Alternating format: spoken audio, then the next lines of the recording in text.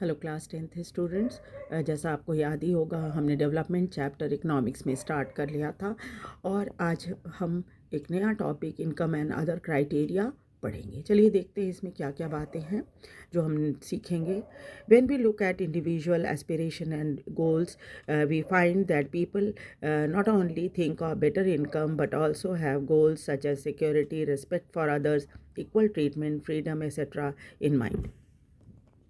हमने देखा कि जब भी हम अपने एस्पिरेशन यानी हमारी जो उम्मीदें होती है वो, या हमारा लक्ष्य जो होता है वो, इन सब को जब हम तय करते हैं तो उसके साथ ही साथ हमारे मन में और भी कई चीज़ें होती हैं। बेटर इनकम तो होता ही है, इसके अलावा एक सेंस ऑफ सिक्योरिटी चाहिए होती है हमें, respect for others, equal treatment, freedom इन, ये सब चीज़ें हमारे दिमाग में रहती हैं। Similarly when we think of a nation or region, we may beside average income think of other equally important attribute. और अगर हम राष्ट्र या किसी अपने रीजन के बारे में सोचते हैं तो हम एवरेज इनकम के अलावा और भी कई चीज़ें हम देखते हैं। What could these attribute be, अब हम देखेंगे क्या लक्षण हो सकते हैं इन सब चीज़ों के, है ना। Let us examine that this through an example. Table number 1.3 gives the पर capita income of Haryana, Kerala and Bihar. यहाँ पर ये जो टेबल दिया हुआ 1.3, इसमें 3 स्टेट्स को कंपेयर किया गया है उनकी पर कैपिटा इनकम देखकर। आप देखिए इसमें हरियाणा का पर कैपिटा इनकम 1,62,000 है अप्रोक्सीमेटली, केरला का 1,40,000 है और बिहार का ओनली 31,000 है। अब इसको देखकर हमें क्या समझ में आ रहा है। इनकम गिव्स द पर capita income of Haryana, Kerala and Bihar. Data थोड़ा डिफरेंट हो सकता है लेकिन समझने के लिए इतना ही काफ़ी है। Actually, these figures are of per capita net state domestic product at current prices of 2015-16. ये डाटा जो है वो 2015-16 का है। Let us ignore what this complicated term exactly mean. ज़्यादा मीनिंग समझने की ज़रूरत नहीं है, हम इसको कंपेयर करके इसको समझने की कोशिश करेंगे। Roughly, we can take it to be the per capita income of the state. ये per capita income of the state है, दिया हुआ है। अब क्या है, we find that of the 3 Haryana has the highest per capita income. इसमें साफ दिख रहा है हरियाणा का पर कैपिटा इनकम सबसे ज़्यादा है और Bihar is at the bottom, Bihar का सबसे कम है। This means that an average person in Haryana earned 1,62,000 in 1 year, whereas an average person in Bihar earned only around 31,454। तो इसका मतलब ये है कि ये जो बिहार में है साल भर में लोग इतना कमाते हैं 31,454, हरियाणा में 1,62,034 कमाते हैं। Haryana will be considered the most developed and Bihar the least developed state among the 3. अब इन तीनों में अगर हम कहेंगे तो कहेंगे कि भाई हरियाणा सबसे डेवलप्ड है और बिहार सबसे कम डेवलप्ड है। Now let us look at certain other data pertaining to these states given in table 1.4. अभी इसमें 1.4 में आइए और यहाँ देखिए कि 3 चीज़ों का जो कंपैरिजन कहाँ पर, इन 3 राज्यों का कंपैरिजन कहाँ किया गया है। एक किया गया है इन्फेंट मोर्टेलिटी रेट, फिर लिखा गया इन्फेंट मोर्टेलिटी रेट मतलब बच्चे का जन्म जो होता है, जन्म के तुरंत बाद बच्चा कितने समय तक जीवित रहता है, 1 ईयर तक, है ना। 1 ईयर तक जीवित अगर बच्चा रहता है तो ठीक है, नहीं तो फिर अगर डेथ हो जाती है तो उसको हम मोर्टेलिटी रेट में रखते हैं। लिटरेसी रेट यानी शिक्षा का कितना है प्रचार प्रसार, और नेट अटेंडेंस रेशियो से स्कूल तो है, कितने बच्चे स्कूल जाते हैं 14-15 ईयर्स तक की एज के, ठीक है। इन तीनों को हम देखेंगे। अब यहाँ पर 2-3 और है, देखिए आपका नीचे में जो एक्सप्लेनेशन दिया हुआ है इन्फेंट मोर्टेलिटी रेट का। Indicate the number of children that die before the age of 1 year as a proportion of 1,000 live children born in the particular year. एक साल में 1000 बच्चों में कितने बच्चे ऐसे हैं जो जीवित रहते हैं, 1 ईयर तक की उम्र का है ये। लिटरेसी रेट क्या है? Measure the proportion of literate population of in the 7 and the above age group. Literacy rate मतलब कि 7 वर्ष उससे ज़्यादा उम्र के बच्चे कितने पढ़े लिखे हुए हैं। नेट अटेंडेंस रेशियो मतलब the total number of children of the age group 14-15 years attending school as a percentage of total number of children in the same group same age. देखना है कि 14-15 ईयर्स तक के कितने बच्चे स्कूल जाते हैं टोटल परसेंटेज में से, है ना, 100 में देखोगे आप, ठीक है, परसेंटेज निकालोगे तो पता चल जाएगा कि इस उम्र के कितने बच्चे जाते हैं school. What does this table show? इस टेबल को देखकर आपको क्या समझ में आ रहा है? The first column of the table shows that Kerala, out of 1000 children born, 12 died before completing 1 year of age. But in Haryana, the proportion of children dying within 1 year of birth is 36. यहाँ देखो, यहाँ क्या है कि इसमें हरियाणा में 33 बच्चे जो हैं वो इसमें 1 ईयर के अंदर ही उनकी डेथ हो जाती है, जबकि केरला में सिर्फ 10 है। बिहार में 38 बच्चे, 1038 बच्चों की डेथ हो जाती है 1 ईयर कंप्लीट करने के पहले ही। अब कह रहे हैं on the other hand the पर capita income of Haryana is more than that of Kerala is shown in the. अब देखो यहाँ हरियाणा की इनकम केरला से भी ज़्यादा है, लेकिन डेथ रेट बच्चों की हरियाणा में ज़्यादा है, केरला में कम है।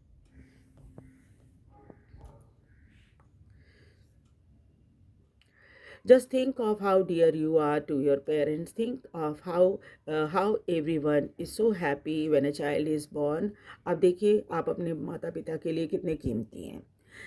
एक तो क्या है, देखिए कि जब जन्म होता है बच्चे का तो घर में कितनी खुशी मनाई जाती है। Now try to think of parent whose children die before they even celebrate their first birthday. अब उन पेरेंट के बारे में सोचिए जिनके बच्चे 1 साल भी जीवित नहीं रह पाते, उसके पहले उनकी मृत्यु हो जाती है।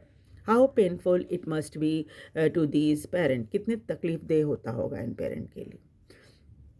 Next, note the year to which these data pertain. अब 2016 का ये डाटा, ये भी और ये भी दोनों डाटा 2016 का है। So we are not talking of old time, इसलिए बहुत पुरानी बात नहीं है ना, 5-6 साल पुरानी है। It is nearly 70 years after independence when our metro cities are full of high-rise building and shopping mall. आप ये देखिए कि लगभग 70-75 साल हो गए हमारी स्वतंत्रता के, और हमारे शहर मेट्रो शहर जो हैं उनमें अब बड़ी बड़ी बिल्डिंग बन गई है, शॉपिंग मॉल्स बन गए हैं। तब ये स्थिति है हमारी कि 1000 में 33 बच्चे एक स्टेट में 10 और एक में 38 बच्चे की डेथ हो जाती है। The problem does not and with the infant mortality rate. सिर्फ डेथ पे ही नहीं है, अब आगे भी देखिए। द नेक्स्ट कॉलम है वो है show around half of the children aged 14-15 years in Bihar are not attending school beyond class 8। अब देखिए यहाँ क्या है, आप देखिए 1000 में 82 बच्चे हरियाणा में स्कूल नहीं ये तो लिटरेसी रेट है कि 82% ही है। आप देखिए केरला में 94% है लिटरेसी रेट, और बिहार में 62% है। अब सबसे ज़्यादा केरला में, वैसे ये सबसे एजुकेटेड स्टेट जो है केरला को ही कहा जाता है। हरियाणा में 82% और बिहार में 62%, यानी कि अराउंड 38% बच्चे स्कूल नहीं जाते वहाँ पर बिहार में। एंड दोज सिर्फ 8वीं क्लास तक के बच्चे जो 8वीं क्लास के बाद बच्चे स्कूल जाना बंद कर देते हैं। This mean that if you went to school in Bihar nearly half of your elementary class would be missing. इसलिए बिहार के किसी स्कूल में आप जाओ तो देखोगे आधे से ज़्यादा क्लास गायब है, बच्चे पढ़ने नहीं आते school. Those who could have been in school are not there. जिनको स्कूल में होना चाहिए था वो स्कूल में होते नहीं। कारण बहुत सारे हो सकते हैं। If this had happened to you, you would not be able to read what you are reading now. अगर ऐसी ही घटना आपके साथ हो जाती है कि आप स्कूल नहीं जा पाते, तो आज ये जो आप पढ़ रहे हो ये पढ़ नहीं पाते। अब हम देखेंगे पब्लिक फैसिलिटीज़ क्या क्या मिलती है। पब्लिक फैसिलिटी मतलब समझते ही हैं, जो सरकार द्वारा नागरिकों को दी जाती है। How is it that the average person in Haryana has more income than the average person in Kerala but lags behind in these crucial areas? अब ये कैसे हो सकता है कि हरियाणा में इतनी इनकम है, लोगों की ज़्यादा है, सबसे ज़्यादा है इनकम, इसके बावजूद भी केरला से वो पीछे है कई मामले में? क्यों? The reason is money in your pocket cannot buy all goods and services that you may need to live well. सबसे बड़ा रीज़न ये है कि पैसा आपको सब चीज़ खरीद कर नहीं दे सकता, है ना। सामान और सर्विसेज जो कोई ज़िंदा रहने के लिए हमें चाहिए, वो सारी की सारी चीज़ें हमें पैसे से नहीं मिल सकती। So income by itself is not completely adequate indicator of the material goods and services that citizen are able to use. इसलिए सिर्फ इनकम से आप ये पता नहीं लगा सकते कि जो लोगों की ज़रूरतें हैं, जो सर्विसेज लोगों को चाहिए, वो पैसे से हम खरीद कर पूरा कर सकते हैं। अब देखिए, for example, normally your money cannot buy you a pollution free environment और ensure that you get unadulterated medicine unless you can afford to shift to the community that already has all these things. अब यहाँ पर क्या कहना ये है कि एक चीज़ तो आपको समझ में आ गई कि पैसे से आप सब कुछ नहीं खरीद सकते, यानी कि ना पैसा है आपके पास तो आप पोल्यूशन फ्री इन्वायरमेंट खरीद लेंगे, नहीं खरीद सकते। या फिर दवाइयाँ आप खरीदते हैं बाज़ार से, आपको पता नहीं है कि वो प्योर शुद्ध है कि नहीं है, अडल्ट्रेटेड है क्या है ना, नहीं मालूम। आप पैसा तो उतना ही देते हो दवाई खरीदने का, लेकिन क्या होता है कि आपको ये नहीं पता होता कि वो अडल्ट्रेटेड या अनअडल्ट्रेटेड है, यानी कि उसमें मिलावट है या नहीं है। Unless you can afford to shift to the community that already has all these things, तब एक उपाय ये है कि आप ऐसी जगह रहो, ऐसे लोगों के साथ रहो जहाँ पर सबको ये सुविधाएं मिल रही हैं। तब क्या होगा कि आप अपने लिए लड़ पाओगे। अगर पूरी कम्युनिटी को वो सुविधाएं मिल रही हैं तो सुविधाएं देने वाला भी सावधान रहेगा। Money may also not be able to protect you from infectious disease. पैसे के दम पर आप इलाज जरूर करा सकते हैं, लेकिन पैसे के दम पर आप बीमारी से बच नहीं सकते। आपने देख ही लिया, अभी तो आपके सामने बहुत अच्छा उदाहरण है कोरोना का, जिसमें कितने अमीर घरों के लोगों की भी मृत्यु हो गई। पैसा उनके लिए कोई काम नहीं आया, जो भी पैसा था उनके पास, पैसा रहने के बावजूद भी बहुत सारे लोगों की डेथ हुई। मैंने तो बहुत सारे ऐसे देखे इसमें अपने यूट्यूब में और हर जगह कि ऐसे लोगों की बहुत कम उम्र में 42 ईयर्स में डेथ हो गई थी, जिनके फादर का एक बड़ा सा हॉस्पिटल था, उसके बावजूद भी उनके बेटे की मृत्यु हो गई कोरोना से। 42 ईयर्स के ही थे वो। तो इस तरह से क्या है, पैसा सब चीज़ बीमारियों से भी आपको नहीं बचा पाएगा। इलाज आप ज़रूर करा सकते हैं, लेकिन बीमारी आपको लग गई अगर, उस बीमारी लगने से आपको नहीं बचा सकता आपका पैसा। Unless the whole of your community takes preventive step. तो क्या हुआ, तब सरकार ने क्या किया, आपने वो भी देखा। सरकार ने पूरी तरह से कोरोना से हटने के लिए टीका लगाना शुरू किया सबको, ताकि पूरी कम्युनिटी को ही बचे। ये छूत की बीमारी है, किसी को भी हो जाएगी, तो वैसे में सबको अगर प्रिवेंटिव मेज़र लेने के लिए कहा जाए और सबको प्रॉपर ट्रीटमेंट दिया जाए, तभी ये बीमारी जड़ से ख़त्म होगी, है ना। और वही काम किया गवर्नमेंट ने कि बीमारी को जड़ से ख़त्म करने के लिए फिर टीके लगवाए लोगों को, है ना। और इससे क्या हुआ, पूरी कम्युनिटी मुक्त हो गई। उसके बाद देखो 2 साल हम परेशान हुए कोरोना से, फिर अब सब ठीक ठाक है बिल्कुल, है ना। तो इस वजह से क्या है कि पूरी कम्युनिटी के लिए प्रिवेंटिव स्टेप्स लेना ज़रूरी है, तभी आप बच पाओगे इससे। Actually, for many of the important things of life, the best way, also cheapest way, is to provide goods and services collectively. और ये भी उसी का एक बहुत अच्छा उदाहरण आप देखो कि एकदम सस्ते में, फ्री में आपको टीके लगाए गए, है ना। प्रिवेंटिव मेजर उठाए गए, फ्री लोगों को दिया गया टीका, ताकि लोग है सो इससे मुक्त हो जाए, बीमारी से मुक्त हो जाए। Just think, will it be cheaper to have collective security for the whole locality or for each house to have its own security man? एक और उदाहरण देकर आपको समझाने की कोशिश की है। मैंने तो एक उदाहरण आपको कोरोना का दिया, वैसे और भी उदाहरण है। आप देखिए कि आप जहाँ जिस लोकेलिटी में रह रहे हैं वहाँ पर क्या है कि चोरियाँ होती हैं, चोरी होती है, तो आपने सोचा कि चलो सिक्योरिटी गार्ड गली के लिए रखना चाहिए। तो आपको क्या लगता है कि गली में जितने लोग रहते हैं सबके घर के दरवाजे पर एक एक सिक्योरिटी गार्ड रखना ज़्यादा अच्छा होगा, या पूरी पूरी गली के लिए आप 2 या 4 सिक्योरिटी गार्ड? सपोज़ उस गली में 20 लोग रहते हैं, तो क्या 20 गार्ड होने चाहिए आपके लिए, या फिर सब मिलकर 4 गार्ड रख लोगे कि 2 दिन में ड्यूटी करे, 2 रात में ड्यूटी करे, इस तरह से हो? वो ज़्यादा सेफ रहेगा, या वो ज़्यादा सही रहेगा, या फिर 20 दरवाजे पे एक एक गार्ड खड़ा खड़ा रहे?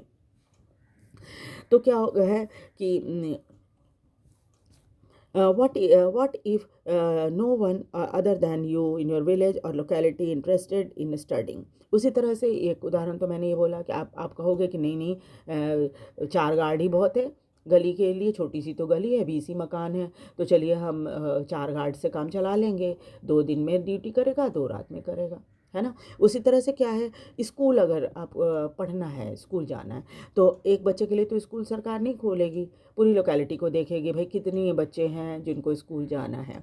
तो would you be able to study? अगर आपके लोकेलिटी में कोई भी इंटरेस्टेड ना हो पढ़ने में, तो कैसे पढ़ोगे आप? आपके पेरेंट के पास क्या क्या ऑप्शन रहेगा? एक ऑप्शन ये रहेगा कि भाई आपके पेरेंट रोज़ आपको कहीं पर दूर स्कूल कहीं पर है वहाँ पर आपको छोड़ने जाएं, या फिर आपको प्राइवेट स्कूल में पढ़ाएं, है ना? Not unless your parent could afford to send you to some private school elsewhere, या फिर अगर आपके पास कोई पढ़ने वाला नहीं है आस पास, तो फिर आपके पेरेंट क्या करेंगे भाई, किसी प्राइवेट स्कूल में आपका एडमिशन करा देंगे, अफोर्ड करेंगे तो, और फिर आप वहाँ जाके पढ़ पाओगे। So we are actually able to study because many other children also want to study.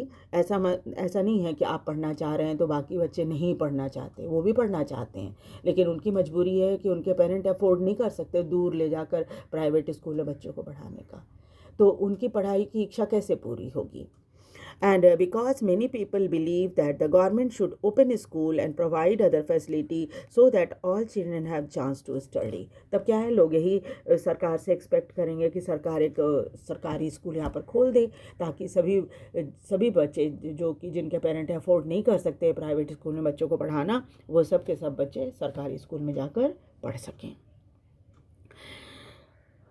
और उसके बाद देखिए, even now in many areas children particularly girls are not able to go to high school because the government and society has not provided adequate facility. अभी भी बहुत सारे अभी तो शहर में तो आपने को देखने के लिए नहीं मिलेगा, क्योंकि हर लोकेलिटी में स्कूल होता है, प्राइवेट स्कूल सरकारी स्कूल भी है, जहाँ बच्चे चाहे लड़के हो लड़की हो सब चले जाते हैं स्कूल, है ना?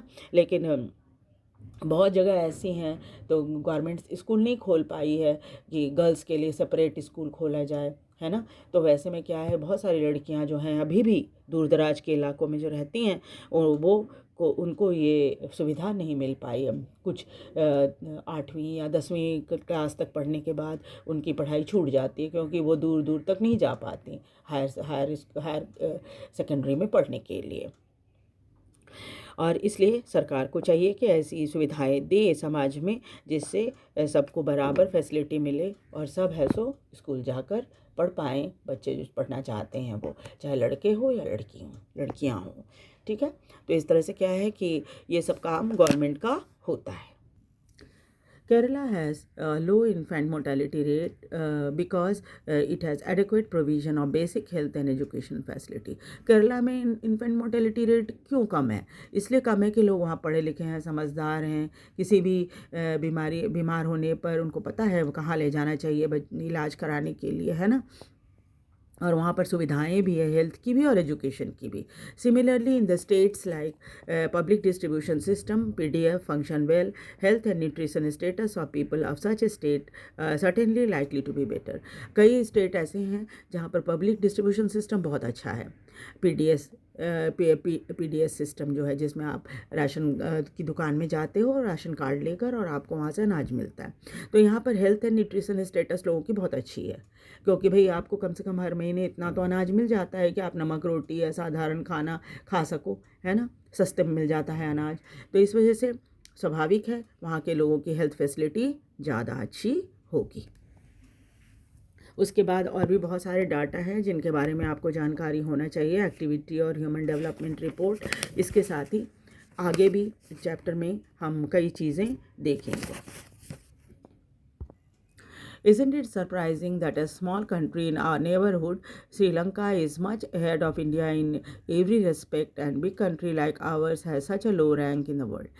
पूरी दुनिया से में अगर देखा जाए तो हमारे पड़ोसी देश जो है श्रीलंका हमसे कई मामले में बहुत आगे है ना। तो ऐसा क्यों ऐसा हो पाया है कि भारत पिछड़ा हुआ है बाकी छोटे छोटे देशों की तुलना में? टेबल 1.6 में अगर हम देखेंगे तो 1.6 में जो डाटा दिया हुआ है उसको देखकर आप कई चीज़ों का ग्रॉस जीएनआई और लाइफ एक्सपेक्टेंसी बर्थ के समय में, उसके बाद स्कूल गोइंग जो बच्चे हैं उनके लिए, और फिर एचडीआई में भारत को कौन सी स्थिति में है, ये सब चीज़ें भी हैं जो कि ओवरऑल बताती हैं देश की हालत, डेवलपमेंट कैसा चल रहा है यहाँ पर। Bangladesh have a low per capita income than that of India. वैसे तो पड़ोसी देश नेपाल और बांग्लादेश का पर कैपिटा इनकम भारत से बहुत कम है, yet they are better than India in life expectancy. लेकिन लाइफ एक्सपेक्टेंसी के मामले में, यानी बच्चों के जन्म के तुरंत बाद कितने समय तक बच्चा ज़िंदा रहता है, 1 साल तक ज़िंदा रहता है कि नहीं रहता है, वो बेटर है।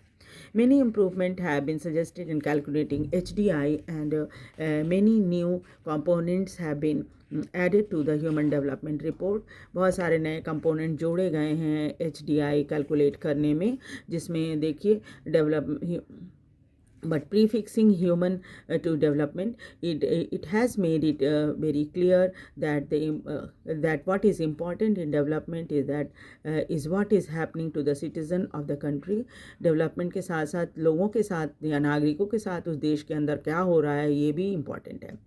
it is people, their health, सबसे पहले तो है लोगों की हेल्थ ज़रूरी है, देयर वेल बीइंग ज़रूरी है ना, that is most important. Do you think there are certain other aspect that should be considered in measuring human development?